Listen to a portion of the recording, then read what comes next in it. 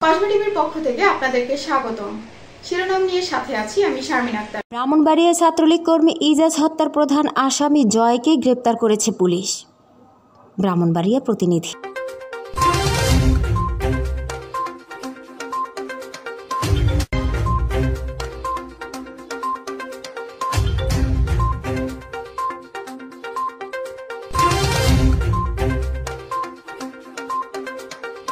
এবারে জানিয়ে দিচ্ছি বিস্তারিত।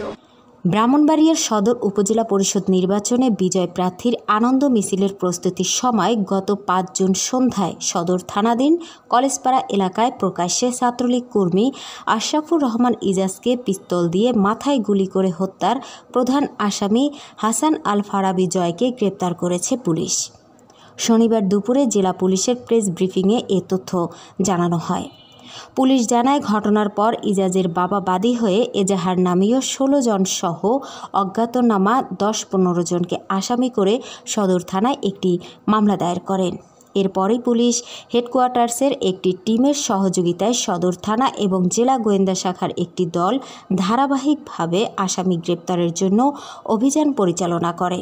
অবশেষে শুক্রবার ভোরে নেত্রকোনা জেলার আটপাড়ার থানাধীন কুতুবপুর গ্রামের একটি বাড়ি থেকে প্রধান আসামি হাসান আল ফারাবী জয়কে গ্রেপ্তার করা হয়।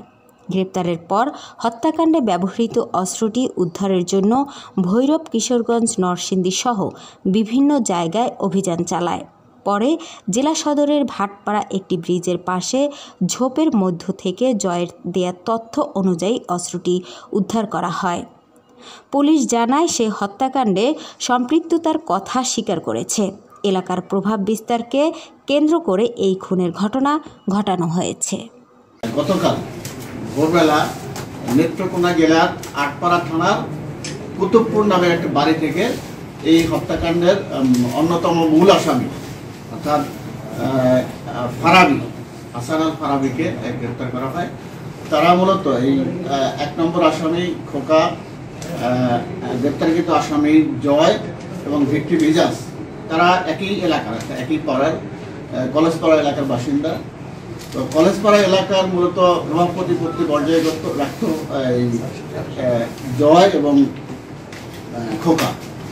তো খোকা এবং জয়ের দেখা যেত অনেক সিদ্ধান্তকেই এই ইজাজ এবং তার অনুসারী কয়েকজন মেনে নিত না, মাঝে মাঝে তারা বিরোধিতা করত। এটা নিয়ে তাদের মধ্যে দ্বন্দ্ব। তো এক পর্যায়ে এই দ্বন্দ্বটা চরম আকার ধারণ করে।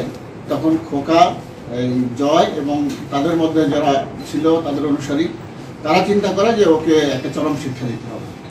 তো এই পরিকল্পনা থেকে তারা তাকে মারার একটা প্ল্যান করে এবং গত ২ তারিখে এই যে অস্ত্রটি ব্যবহৃত হচ্ছে হত্যাকাণ্ডে, এই অস্ত্রটি এই শহরেরই আরেকজনের কাছ থেকে এই খোকা সংগ্রহ করে এই অস্ত্রটি জয়কে দেয় এবং তাদের পূর্ব পরিকল্পনা অনুযায়ী ৫ তারিখে সোয়া ৬টার সময় তারা ওই নির্বাচন পরবর্তী বিজয় উল্লাস করার জন্য একসাথে হয়। তো ওইখানে জয় খোকার সাথে ইজাজের একটা ছোট একটা বিষয় নিয়ে তর্কাতর্কি হয়। এই তর্কাতর্কির এক পর্যায়ে তাদের আগেই প্ল্যান ছিল। তো এই তর্কাতর্কির এক পর্যায়ে জয় তার কোমর থেকে পিস্তল বের করে ইজাজকে মাথায় গুলি করে। তো এরপরে তাকে হসপিটাল নেওয়ার পথে সে মারা যায়। তো মূলত এলাকায় একক আধিপত্য বজায় রাখার জন্যই পরিকল্পিতভাবে জয়, খোকা এবং তাদের অনুসারী আরো কয়েকজন মিলে ইজাজকে হত্যা করে। এতক্ষণ ধরে কসবা টিভির সাথে থাকার জন্য আপনাদেরকে ধন্যবাদ। কসবা টিভিকে লাইক, শেয়ার এবং সাবস্ক্রাইব করে পাশে থাকুন। আল্লাহ হাফেজ।